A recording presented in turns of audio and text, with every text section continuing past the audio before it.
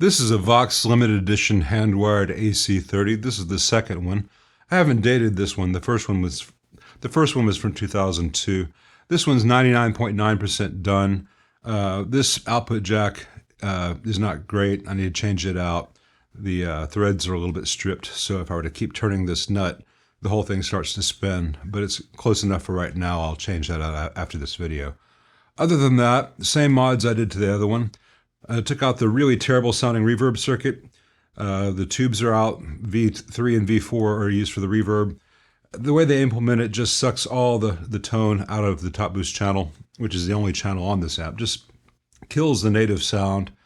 The vibrato channel, if the foot switch is not attached, so you can't turn it off, even at minimum, there's a throb. So I have changed the wiring on the foot switch jack so that's not normal shut anymore. So you have to have the foot switch to turn on the tremolo now, but that's good because it means that when you turn the tremolo off with the foot switch, you don't get the thudding. Left to its stock form, just always on, just turning it to minimum, there's always a thud. I did some of my standard stuff just to kind of tune this and make it a better sounding Vox based on the JMIs that I've played.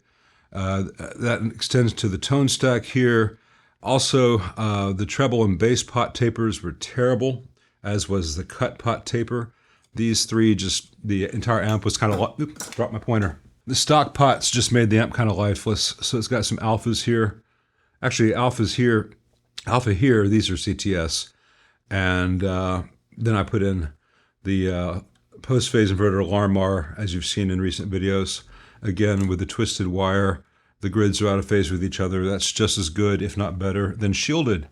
Other than that, it's a really good sounding amp. Oh yeah, I recapped it totally. So instead of 50-50 all the way around, it's 32-32, which is for the top boost and tremolo circuit. 16-16 for the screen and part of the tremolo. And then 16-16 for the actually that's for the PI. For mains and screen. Sorry, I'm just rushing through this. Hard to keep all my facts straight. And then a 10 microfarad here for the first preamp node. It's odd that they have it down here at this end of the board when it's filtering stuff down here, but so be it.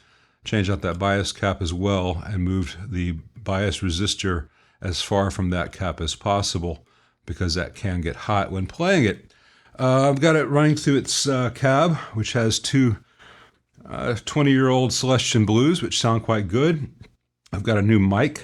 I'm going to be doing some A/B tests between that and 57, but this is the Sennheiser E906. So far, I like it. I don't know that I like it better than the 57. It's just slightly different. Later, I'll do a comparison video and share those results with you so you'll know what to expect from the mics, but it sure looks cool. I wish it didn't say E on it, but you know, I can't have everything.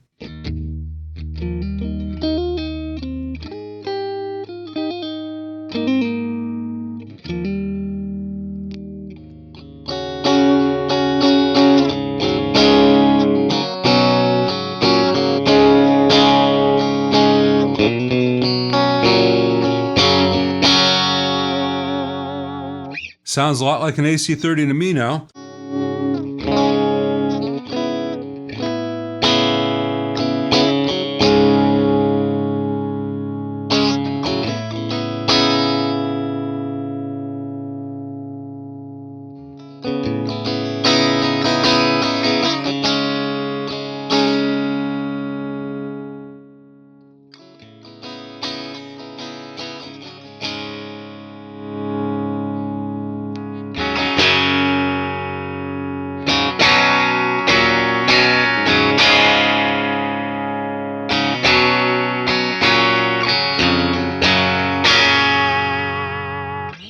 I think when I do the 57 versus E906 comparison video, if the owner of this amp's not ready to snatch out of my hands immediately, I'll try to do that tomorrow morning. I think this would be a good amp to show the clean and semi-clean stuff. And then I've got a JCM 900 here that I'll use for the more rock stuff.